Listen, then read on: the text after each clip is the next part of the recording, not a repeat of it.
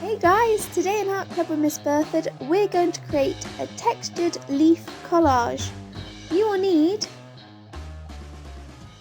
a selection of patterned paper, tissue paper, a sheet of A4 white card, a selection of coloured A4 paper, scissors, a pencil, a glue stick, a selection of leaves, and I forgot to mention either white chalk or a handwriting pen in black. Before working in the classroom, take the children on a field trip outside to collect a selection of leaves. So usually I do this in groups so that children can collect a selection of different sizes and shapes, and they'll want about 8 to 10 different leaves in their groups. You can do this activity at any time of year, it doesn't have to be autumn.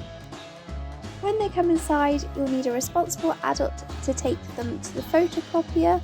So in their groups, they can go and take their leaves to the photocopier, lay them out with the shiny side facing down towards the photocopier itself, and try and lay it out so you can see all the different shapes and sizes of the leaves. It doesn't matter if they touch slightly, as we can cut around these after, but you just want to try and get a variety of leaves in there. Photocopy this layout onto a selection of different coloured paper or card. I would recommend between about 3 and 6 sheets of paper per group, depending on how many are in your group, but just enough so they can mix and match different coloured leaves to go on their picture.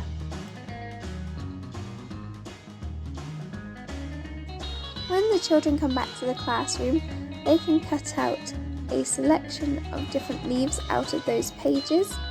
Ideally no more than 10 leaves, but no less than about 4 or 5 leaves, as this might make it a little bit bare on the page. So it will have different coloured backgrounds that you'll be able to see behind the leaf, which will create different effects. And if you look at when I'm cutting, I'm leaving a halo effect around the leaf, so you don't have to cut too precisely and get every detail.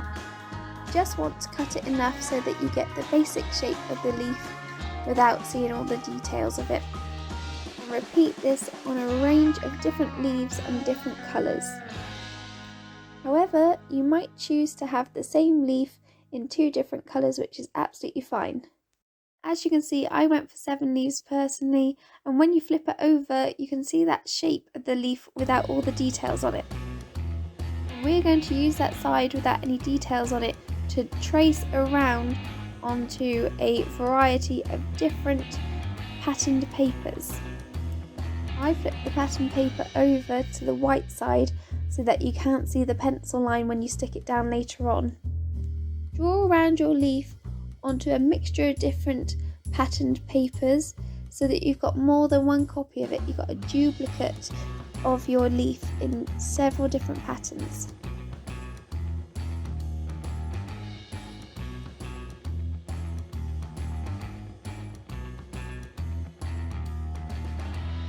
Repeat this with all of your leaves and then cut them out. This time, cut them out neatly along that pencil line that you have just drawn. As well as leaf shapes, your collage is going to have some ripped up tissue paper sections, but these don't need to be in any particular shape. They are just here to add blocks of colour to give your background some vibrancy. When you have your photocopied leaves cut out, your pattern paper leaves cut out, and your tissue paper ripped up, you can then move on to creating your collage. So for your collage, you can overlap different colours and patterns and just really play around with how you want it to look to create your own texture and vibrancy. You can really play around with the composition and balancing the colours before you glue everything into place when you're happy with how it's laid out. Gluing it into place exactly the same as you laid it out can be quite tricky, so don't worry if everything moves around a little bit, as long as you're happy with how it turns out.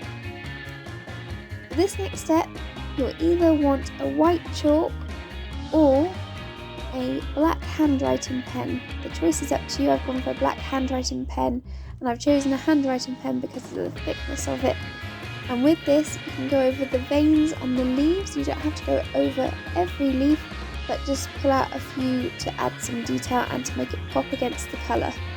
Drawing over the veins of the leaves in this black pen or white chalk creates a folksy style feel to this picture, and you can have a look at folk style art and create these kind of lines in your own picture.